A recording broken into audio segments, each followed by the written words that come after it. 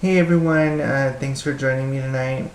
Um, this video is going to be on the different types of nonverbal communication. It's going to be sort of like a training guide on the do's and don'ts involving nonverbal communication.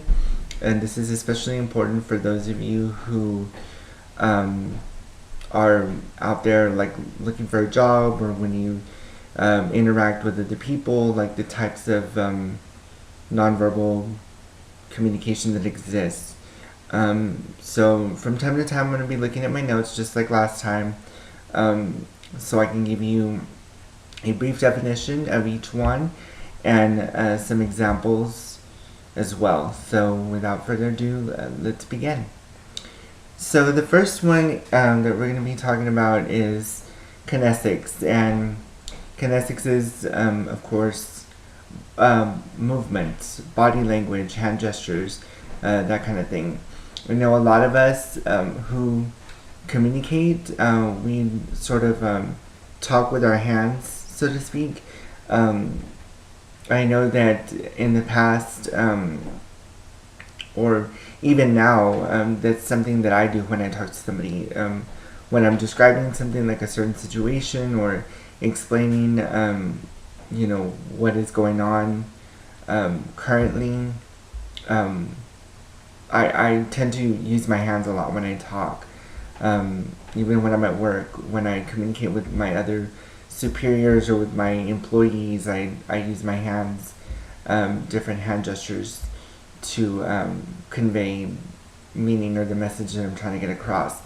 When you are in a job interview, how you conduct yourself is crucial to the hiring process, because a lot of managers look for like body language, and if you're slouching, if you're standing a certain way, or if you have a certain look on your face that doesn't agree with what they're looking for, then that automatically excludes you from the hiring pool.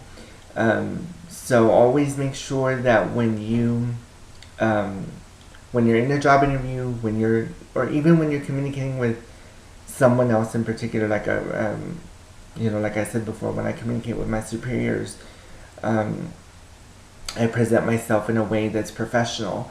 So I stand up straight, head forward, making eye contact, that kind of thing. You want to give off sort of like that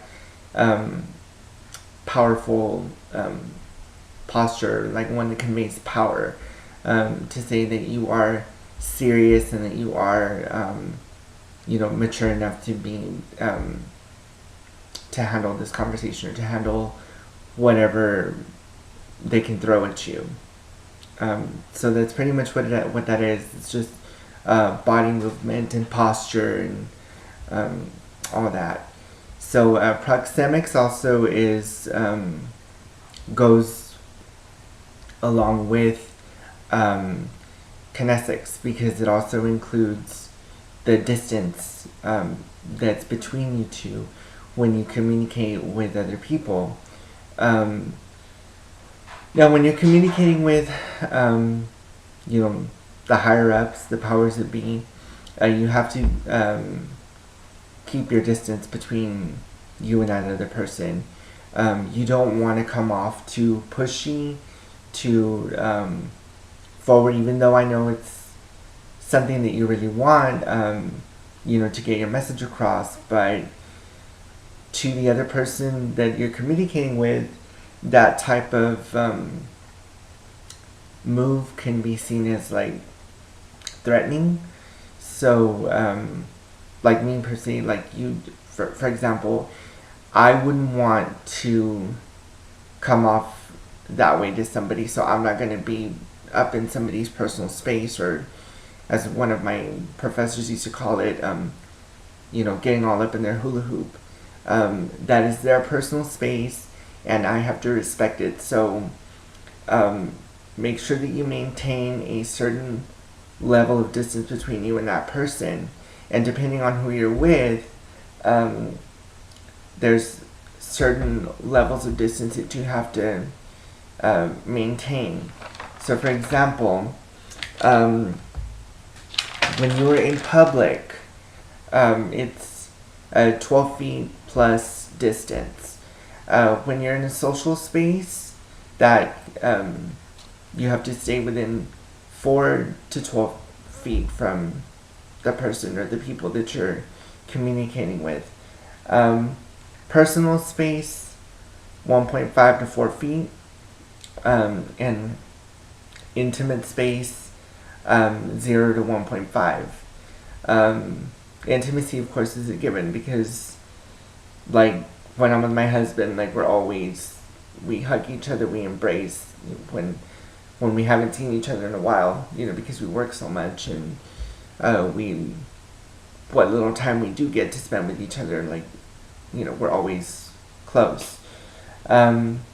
Personal space, like I said, 1.5 to 4 feet. When you're communicating with somebody, don't be, up in their space. The only time that I've seen somebody that close is when either they're showing public display of affection, or when they're about to get in a physical altercation. So that's kind of tricky. In social spaces as well, you don't want to come off. The way I term it is too creepy, too invading someone's space, or being too annoying. Know that know your boundaries is what I'm saying. Especially in a job interview, you don't want to come off as too pushy. Another thing as well, haptics. Haptics is communication by touch. Now, a lot of us do this because we do it on a daily basis, because what do? We communicate with our cell phones, with any sort of technology that we can get our hands on. This does also involve handshakes as well. Touching someone, when we're with our significant other, putting our hand on their shoulder, holding their hand. But the main one is communicating with the use of technology. So every day, 24/7, we're always on our phones. We're always using some sort of technology. Like when I'm at work, I'm always in front of the register, so I'm just pushing different buttons, you're counting out the register, so I'm having to touch things day in and day out. And it's like that with people in our society who always communicate using technology. It's either with their iPhones, the iPad, an iPod, anything really, that they use on a daily basis 24/7 to communicate with whoever they need to. They're always texting or posting on social media, sending out emails, things like that. Paralinguistics is the study of how something is said, or yes, it's not what is said, but how it is said. So in other words, when we're socializing with our peers, or managers, whoever, colleagues at work, and we sort of communicate different ideas, different opinions. We say things in a certain way that can either have a positive or negative effect on what the situation is.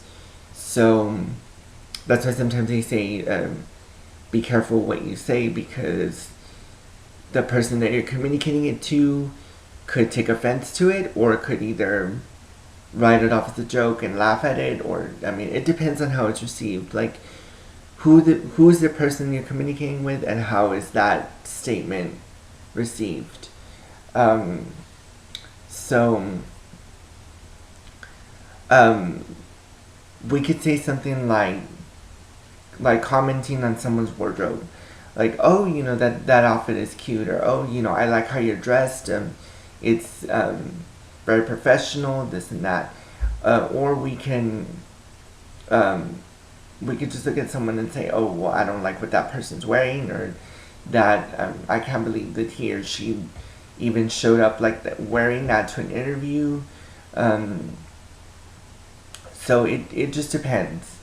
But it's all in how something is said, or like, it's not what is said, it's how something is said. So depending on the tone of voice that we say it in, will convey how our message is going to come across. So we can say something in a sarcastic manner, but the other person can take it as an offense. And I've had this happen before, where I've made a comment to somebody and they took it the wrong way. When I meant it to be funny, but the receiver took offense to it. So how you say, what you say and how you say it has a lot to do with interaction with people, like how your message is conveyed. So before you say something, kind of rethink it, kind of analyze what you're gonna say before you say it. Practice what you're gonna say, and even standing in front of a mirror, kind of like talking to your own reflection when you go to a job interview. This is what you want to say, this is how I'm going to say it, and this is how it's going to come off to that person when I finally do get that opportunity.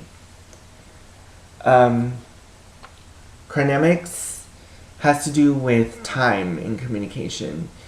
On a daily basis, what do? We get up in the morning, get ready for work. We have a daily routine. We eat breakfast first and get dressed, or brush our teeth, comb our hair, that sort of thing. Get all dressed up before we head out. Everybody's routine is different. Some people don't even eat breakfast. They skip breakfast because they're in a hurry, or they grab breakfast on the way.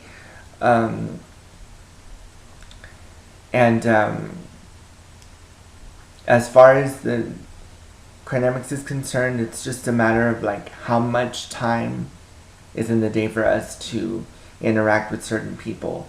I know that we tend to say all the time that there aren't enough hours in the day, which is true because the days go by really fast. So there's so many things that we have to do throughout the day in order to kind of just move forward. And so we kind of make ourselves like a mental like to-do list of what we need to do, who we need to talk to, what needs to be said, or what needs to be communicated to the other person. So like when you're in a job interview, you're basically timed on it. So depending on the amount of time there is between your interview and someone else's interview, has a lot to do with it. So you're not going to sit there and talk about your life for like 45 minutes to an hour when you're only given like 30 minutes. The standard interview time is approximately 30 minutes from my experience. So you're not going to sit there for 30 minutes talking about your personal life.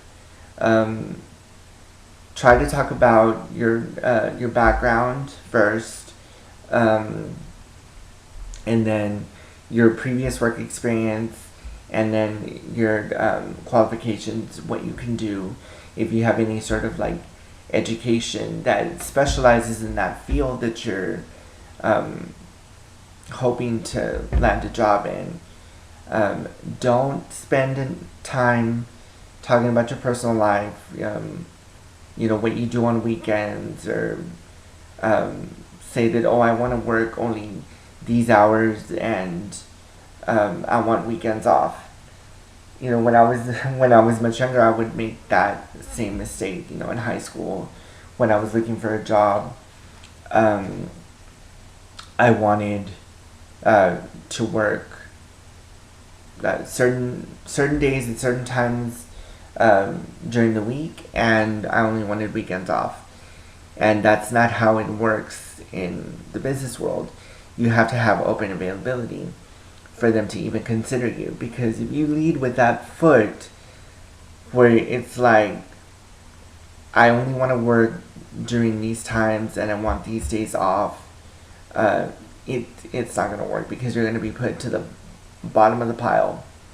And they're not even gonna look at your application. They might, as a last resort, might want to bring you on, but like I said, that's a last resort. So you never want to lead with that line that you only want to work certain days, and you want certain days off, because you want to go party, or you want to go hang out with your friends. In a job, the most important thing is to have open availability, because that's what they look at. Physical appearance too has a lot to do with finding a job, being in a social setting, that type of thing. When you go to a job interview, first, like my appearance right now, I realize I'm all scruffy. I haven't shaved. My hair's a mess. If I were to show up like this to a job interview and just wearing a regular t-shirt, blue jeans, tennis shoes, nobody would even give me a second look. However, the person next to me that's all dressed up with a briefcase or like a nice suit and tie, professional, they would go for that one versus how I look. So how you present yourself is going to have a lasting impression on that employer or that person. Because if you present yourself in a way that is negative to somebody, if you go to a job interview looking like this, then it's going to mean, okay, well, this person's lazy, this person doesn't want to do anything, this person doesn't care about how they look, and I don't think I can trust them around other clients or customers or what have you. So physical appearance is crucial when it comes to interacting with potential managers, clients, whatever. So always make sure that you're 100% on top of your game when you are going for a job interview, or when you're going to an important meeting or a social event. Oculesics has to do with eye contact, which is something else that's important in a job interview, or when you're communicating with friends, family, somebody that you're meeting for the first time. Don't sit there and look at the person directly in the eye, but then later on just kind of like you looking all over the room, or looking past them at something. You always want to make sure that you have direct eye contact with that person, because that tells that person that you're interested in what they have to say, and you are presenting yourself in a way that is professional. You're looking that person straight in the eye, and you're basically saying, like, this is me, this is what I can do, or this is the kind of person I am, this is my personality, it all depends. I mean, if you're looking from different directions, you're basically telling that person, well, like, I don't care about what you have to say. Like, when I met my husband for the first time, we went out on a dinner date. When I was sitting down and talking to him, when I was getting to know him, I wasn't looking around the room or around the restaurant and other people or what was going on outside. I was more involved with what he had to say. Because I wanted to know who he was. I wanted to know who this person that I was letting into my life was. I wanted to know who he was, what he did, how he interacted with other people. You know, was this somebody that I could bring home to my family? Because I wasn't going to bring any random stranger and just be like, oh, well, this is my significant other. You know, we met on a dating app. And there it is. Do with it what you will. You either love him or you hate him. No, we actually got to know each other over the course of 8 months. And during that time, yeah, we were dating. And, you know, once we got together, we started doing things together and going out more. I met his family, he met my family, and you know, and the rest is history. So when you are communicating with somebody, make sure that you look them straight in the eye. Do not, under any circumstances, look around the room or lose any kind of like eye contact with them, because once you've lost that, it's over, and you're telling that person that you don't care about what they have to say. You're not open to communication or ideas or anything of that nature. Olfactics has to do with smell, with the sense of smell. How you smell, body odor. I mean, I know it's a humorous subject to talk about, but it is the most important thing in the world, because how you smell too is going to have a lasting effect on the person that you interact with. If you spray yourself with, you know, you get up in the morning, you get dressed, you spray yourself with cologne or perfume, and interact with a friend or a manager, like a coworker, somebody.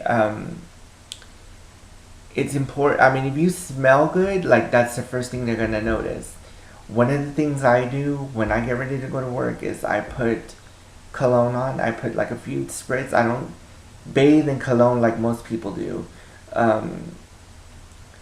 I just spray myself with, you know, a couple of spritzes here and there, but I also put lotion from Bath and Body Works. And when I walk into work, that's the first thing they smell. And they're like, what are you wearing? You smell good. And everybody's hovering all over me. Now, granted, throughout the day, I'm going to smell like burgers and onions, but, like, I mean, it's not because, like, I didn't put deodorant on or I didn't put any kind of fragrance on, but it's just because the smell in that environment absorbs into my clothes. So it smells. And sometimes it's an unflattering smell. My husband doesn't like it, but our dogs, our fur babies, they love it because they're all over me. Yeah, so how you smell is going to have a lasting effect on that person. So if you decide that you want to spray some cologne or perfume, a good rule of thumb is less is more. So if you do like a couple of drops or a couple of sprays here and there, it's fine. If you do half the bottle, like that scene in Mrs. Doubtfire where he's opening up the perfume bottle and he's spraying him, or like he's just spilling drops all over himself. And then when he goes to communicate with that potential employer who wants to hire him for a TV show, that's the first thing he smells is the perfume, and he sees he has lipstick on. So that scent is so overpowering that he tries to cover it up by saying, "Oh well, it was an ex-girlfriend. Like she had her hands all over me. She couldn't contain herself." And that's how it is with here in society, in modern day society. If you're the type that wears colognes, body sprays, perfume, or any type of deodorant that's scented, the more you put on, the more overpowering it is, and that person is like, what is that smell? Because it gives that person a headache, and you don't want to give that other person a headache and send them running for the hills. So try to avoid doing that. Or even when you bathe, make sure everything you're clean from head to toe, because that will leave a lasting impression on the people that you interact with. So to sum it up, we've covered every aspect of nonverbal communication. We've covered body movement, using your hands when you talk, body language or posture, that kind of thing. Make sure that you're standing up straight. You have that power position, so to speak, that you want to attack this interview or this meeting aggressive, but you don't want to come off too aggressive, too pushy.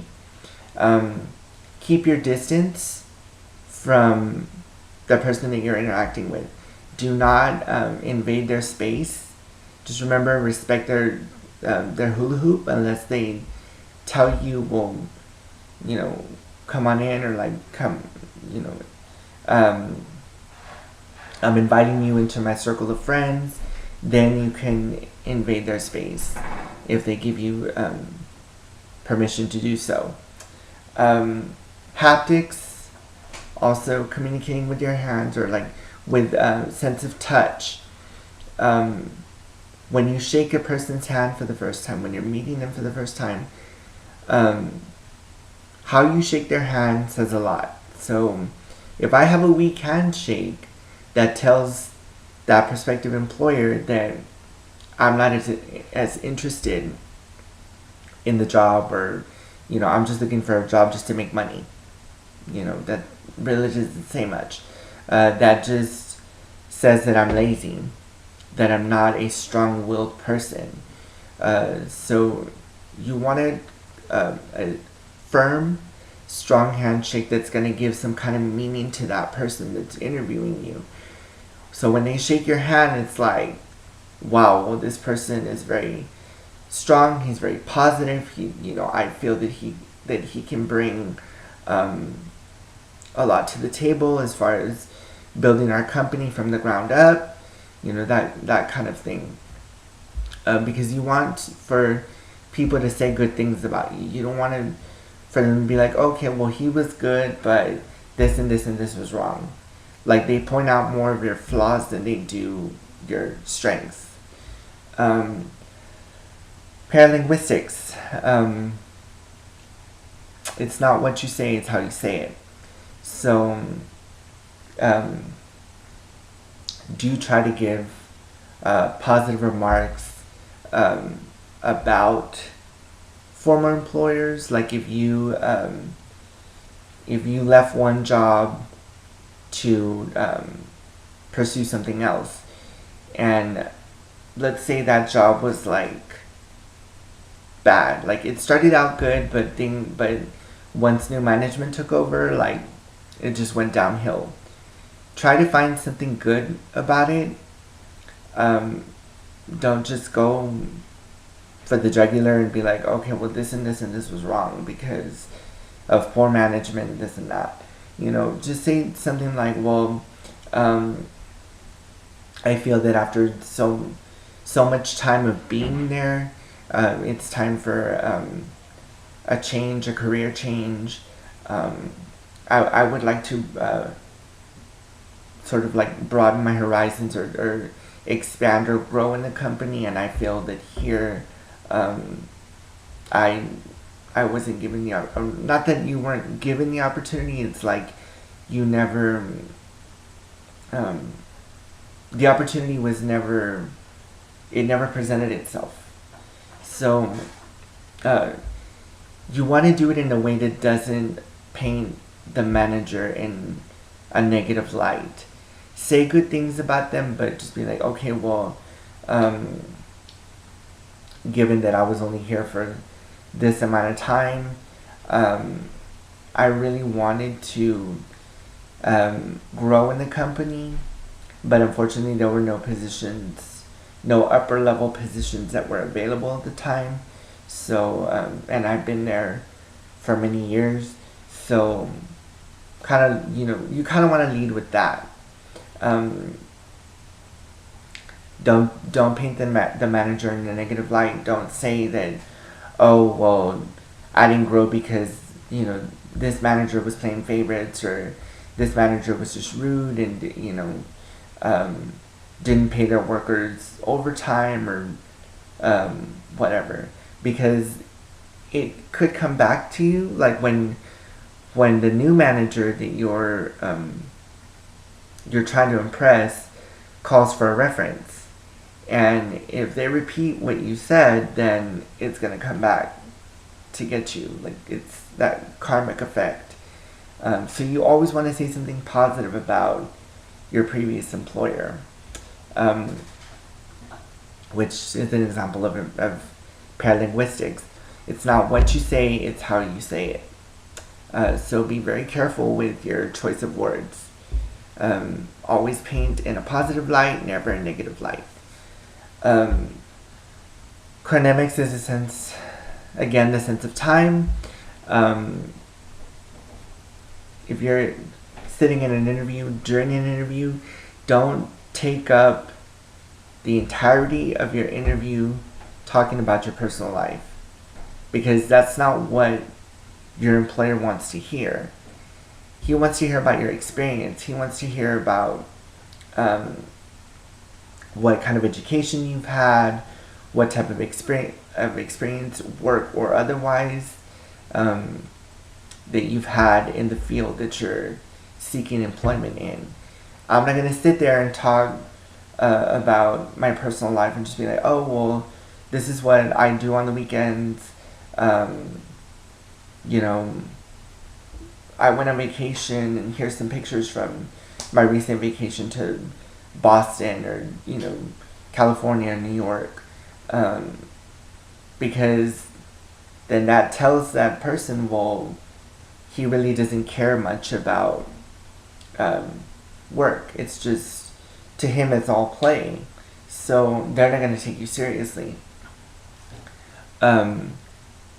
So kind of talk a little bit about your personal life when it arises. So in other words, save all of that for the end of the interview, like toward the end of the interview, when you've gotten comfortable with that person, and be like, oh, okay, well, my husband and I went over here a few months back, and we stayed here for like X amount of days.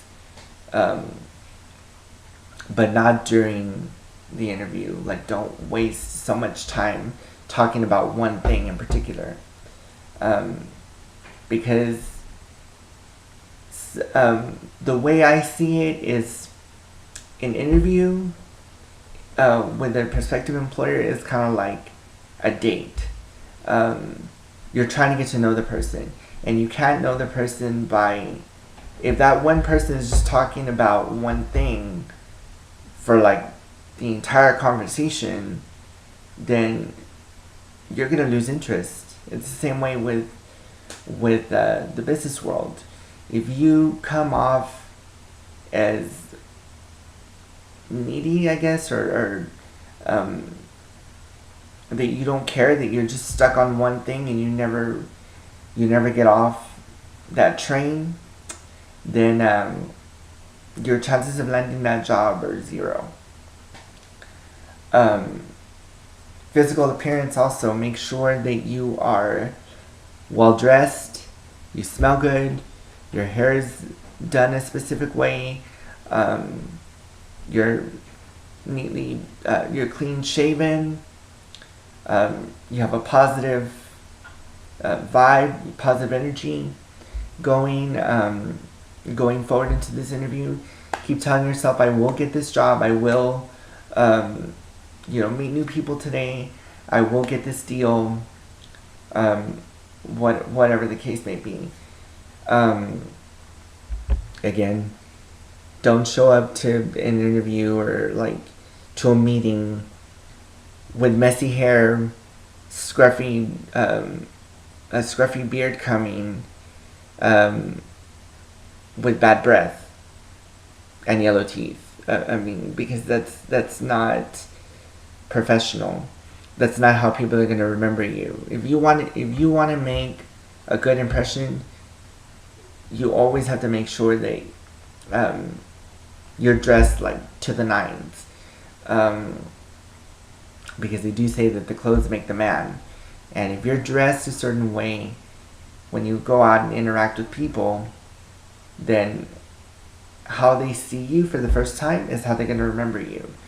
So if you go to an important meeting or an important social gathering, don't go like you're going to the club. Don't go dressed like you're going to the club. Put on a nice suit, a nice shirt, some nice slacks, a tie, shave, do your hair, and then go out. And I guarantee that you will land that job. Always make sure when you're interacting with people to always make eye contact. Never look all around the room or past their shoulder, or don't give them any sign that you're losing interest in that conversation, because otherwise it's done. Once they've noticed that you're looking all over the room or that you're not paying attention, they will call you out on it, and they will lose interest in the conversation and walk away. So always make sure, look them straight in the eye, be honest, be upfront with that person. Olfactics, again, is your sense of smell. Please make sure that you smell good. Spray cologne, body spray, lotion, just like I do. A good rule of thumb, as I said, less is more.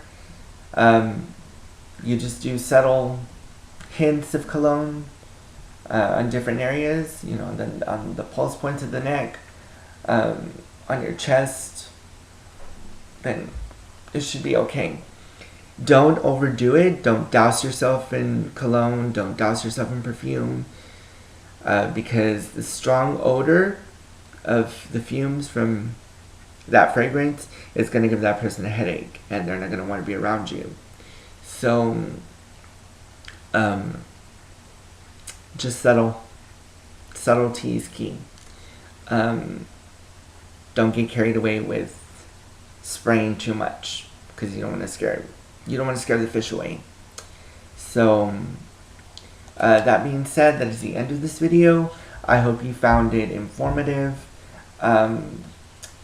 So the references used in this video were, again, let me look at my notes.